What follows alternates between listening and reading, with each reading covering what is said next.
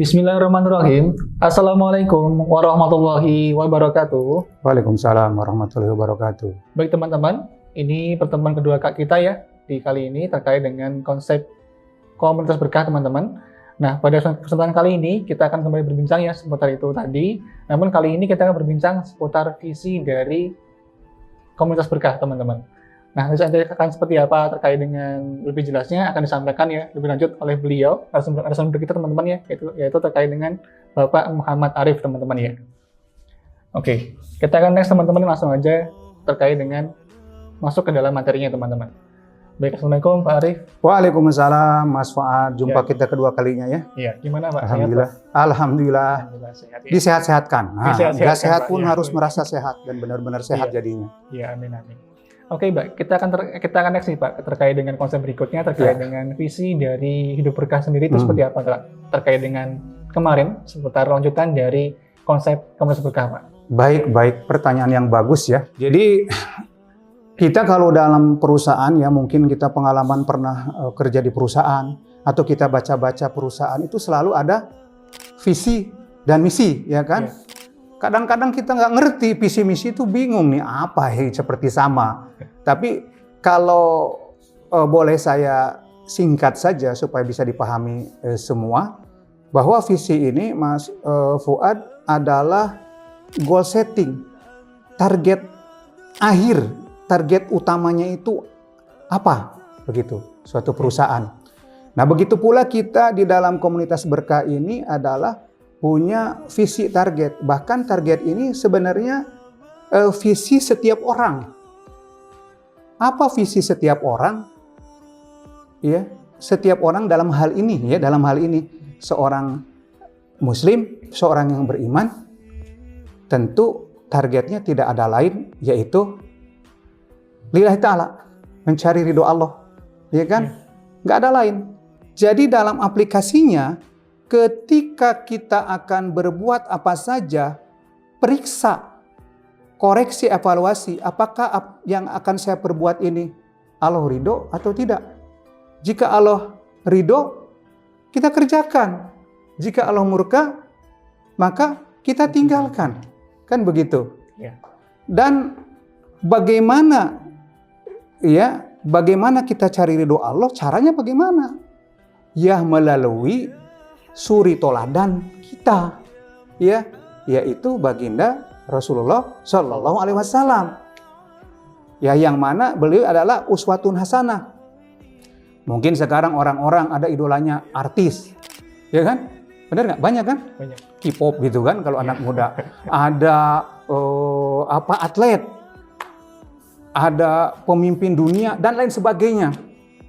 Tapi kita ini saling ingatkan bahwa sebenarnya idola kita apabila seorang yang beriman itu tiada lain, tidak bukan kecuali Rasulullah Shallallahu Alaihi Wasallam. Karena apa? Karena di dalamnya ada kejayaan, kan begitu. Terus bagaimana sekarang kita untuk meraih visi itu? Itu bagaimana kalimat la ilaha illallah ini bukan saja ada di mulut, diucapkan oleh mulut kita saja, tetapi mendapatkan hasil. Tujuannya apa sih la ilaha illallah itu? Ya, kira-kira Mas Fuad tahu nggak tujuan la ilaha illallah ini? Ya mungkin intinya menyembah kepada Allah saja sih. Oke, la ilaha illallah artinya kan tiada Tuhan selain Allah. Tiada Tuhan yang berhak disembah kecuali Allah. Nah ini maksudnya apa? Kita ini dengan lafaz la ilaha illallah ini ingin mengeluarkan kebesaran makhluk yang selalu ada di dalam hati kita. Yang dimasukkan adalah kebesaran Allah. Ini yang penting karena sehari-hari ya kita sadar kita tidak sadar kita ini masih banyak kebesaran makhluk, Mas Fuad ya. Masih banyak kebesaran makhluk. Buktinya apa? Ketika kita banyak uang, bisnis kita lancar, kita merasa tenang. Tenangnya karena uang atau karena Allah? Karena uang. Nah ini kan kebesaran makhluk, bahaya ini. Kalau tingkat tinggi itu bisa-bisa syirik ya, syirik asgor, syirik kecil. Kemudian kalau kita misalnya kenal dengan Pak Wali Kota nih di Madiun, apalagi gubernur, kita sebagai pebisnis itu merasa tenang, merasa nyaman. Ya, benar nggak? itu kan kebesaran makhluk masuk ke dalam diri. Kemudian hal-hal lainnya lah yang sifatnya makhluk, ya kan namanya manusia, uang, pangkat, jabatan itu adalah makhluk. Kita merasa tenang dengan ini hati-hati. Maka di situ kita dengan la ilaha illallah paling enggak 100 kali pagi, 100 kali petang, kita mengeluarkan kebesaran makhluk itu dan memasukkan kebesaran Allah. Ya. Materi, jabatan, pangkat boleh saja, tetapi hanya ada di dalam tangan, genggaman, tidak masuk ke dalam hati. Sehingga ketika kita tidak mendapatkan itu, kita tetap tenang, bahagia. Ketika kita mendapatkan atau tidak mendapatkan, kita tenang karena apa? Kebesaran Allah yang ada di dalam diri kita. Ya. Jadi itu maksud daripada la ilaha illallah. Kemudian untuk motivasi kita, Mas Fuad, ini bukan saja dunia, tapi juga akhirat loh dengan lafaz la ilaha illallah ini. Itulah pentingnya yakin, makanya nanti ada terapi yakin kan? Ya. Bagaimana? Banyak dalam hadis ya, ini hadis dulu. Man kana fi akhiri kalamihi la ilaha illallah dakhalal jannah. Barang siapa di akhir hidupnya mengucapkan la ilaha illallah, pasti masuk surga. Nikmat apa lagi yang kamu dustakan? Kan surga mau apa lagi kan? Ya. Dunia nggak ada apa-apanya dibanding surga ini. Dengan la ilaha illallah ya. Kemudian hadis lain, man mata wa huwa ya'lamu annahu la ilaha illallah dakhalal jannah. Barang siapa yang mati dan dia yakin dengan la ilaha illallah pasti masuk surga. Ada hadis lain, man syahida alla ilaha illallah yusaddiqu qalbuhu lisanahu dakhala min ayyi abwabil jannati sa'a. Barang siapa yang dia bersaksi tidak ada Tuhan selain Allah, hatinya membenarkan lisannya, maka dia akan masuk surga dari pintu mana saja yang dia kehendaki. Dahsyat. Dan itu harus diulang-ulang. Karena selama ini yang diulang-ulang itu, kalau kita punya uang, pasti bahagia. Padahal, konglomerat, anaknya konglomerat yang nggak kerja, triliunan. Nggak ada cerita dia happy, bahagia. Pasti aja. Enggak, saya pusing. Ini banyak di wawancara. Termasuk kemarin anak kedua dari konglomerat nomor 1, nomor 2 di Indonesia. Enggak, itu punya bapak saya, katanya kan gitu. Wah, saya cuma nebeng doang. Dan akhirnya ke konglomerat kelas dunia, tidak ada yang bahagia sejati. Ya. Nah, kemudian kita diingatkan lagi dalam firman Allah ya, apa sih visi kita tadi? A'udzubillahi minasyaitonirrajim, wabtagi fima atakallahu darul akhirata wala tansa nasibaka minad dunya wa asin kama ahsanallahu ilaika wala tabghil fasada fil ard innallaha la yuhibbul mufsidin. Carilah oleh kalian negeri akhirat. Ya kan? Jangan lupa duniamu. Begitu, ya. Ini yang awalnya seperti itu. Biar fokus, saya nggak terjemahkan yang bawahnya. Artinya Allah perintahkan itu carilah akhirat. Tapi jangan lupa dunia. Artinya sesuai dengan doa Robbana atina fid dunya hasanah wa fil akhirati hasanah wa qina adzabannar, ya kan, Al-Baqarah 201 itu. Itu berarti ada keseimbangan. Tapi permasalahannya kita misalnya kalau toh dianggap sholat ini 5 menit, 10 menit ya. Ya kali 5 cuma 50 menit 1 jam. 23 jam lagi apa? Belum seimbang kan sebenarnya. Nah, tetapi tidak masalah. Ada cara lain yang ulama sampaikan adalah kita ini innamal a'malu binniyat kan. Sesungguhnya amal itu tergantung pada niat. Kita niatnya itu hidup ini apa? Ya nunggu waktu sholat aja, kan begitu. Sampai nunggu waktu mati. Meskipun kita kerja mungkin 15 jam, sholat cuma 50 menit. Tapi karena niat itu, insya Allah masukkan sebagai ibadah. Nah, begitu. Kemudian ada lagi ini yang penting juga ya. Innalladzina qalu rabbunallahu summastaqamu tatanazzalu alaihimul malaikatu alla takhafu wa la tahzanu wa abshiru bil jannati allati kuntum tu'adun nahnu awliyaukum fil hayatid dunya wa fil akhirah wa lakum fiha ma tashtahi anfusukum wa lakum fiha ma tad'un nuzulam min ghafurir rahim. Wah, ini dengan kita yakin kepada Allah, dengan kita sering mengucapkan la ilaha illallah, itu ada ayatnya. Innalladzina qalu rabbunallah, bahwa sesungguhnya orang yang mengucapkan Allah adalah Tuhan kami, ya, sumastaqomu, kemudian istiqomah. tatanazzalu alaihimul malaikatu alla tahufu wa la tahzanu, maka malaikat turun dan bilang kepada orang tersebut, kamu jangan takut, jangan bersedih. Ya.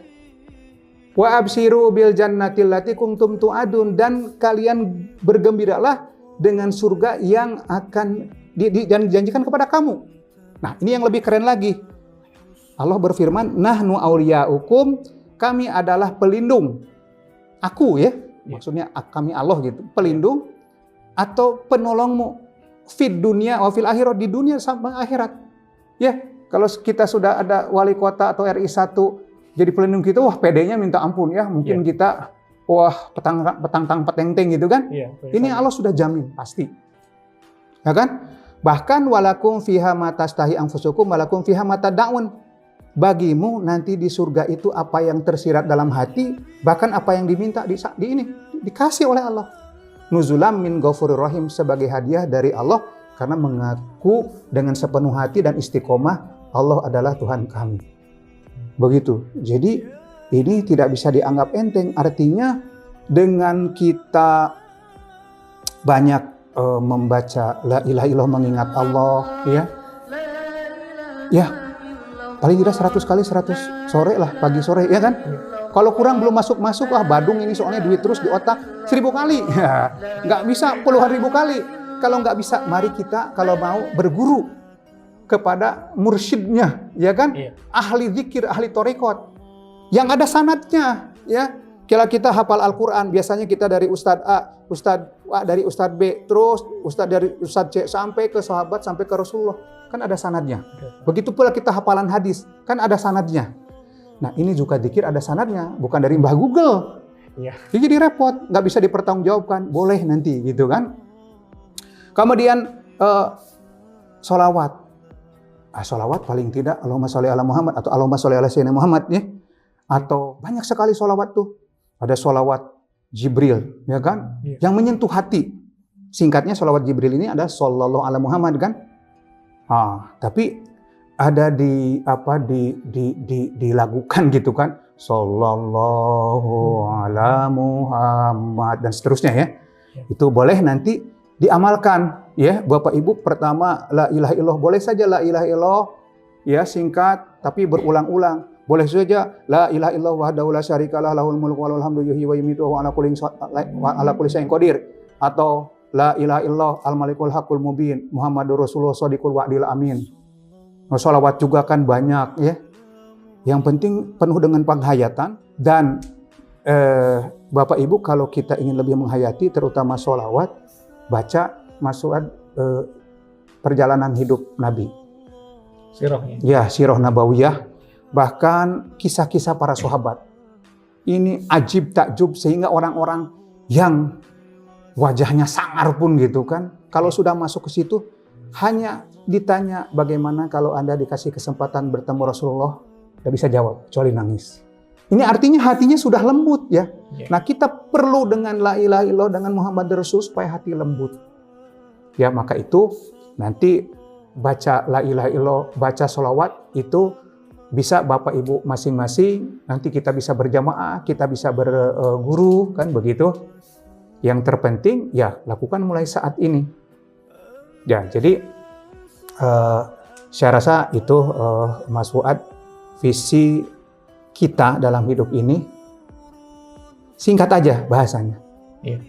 Mencari ridho Allah dengan cara evaluasi ini, setiap perbuatan kita, ucapan kita, hati kita, Allah ridho nggak?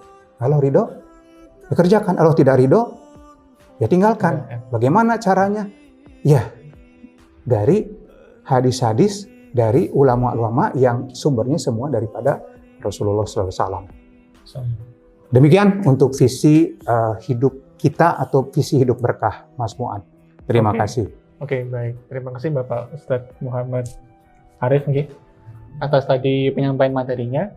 Oke teman-teman, mungkin cukup sekian ya terkait dengan materi kita kali ini. Jadi secara kesimpulan terkait dengan visi hidup berkah tadi, gimana cara kita itu mencari ridho Allah ya teman-teman ya, agar nanti dalam hidup kita mendapatkan keberkahan. Mungkin cukup itu teman-teman. Kita akan kembali lagi di lain kesempatan ya. Cukup sekian dari kami. Wassalamualaikum warahmatullahi wabarakatuh. Waalaikumsalam warahmatullahi wabarakatuh.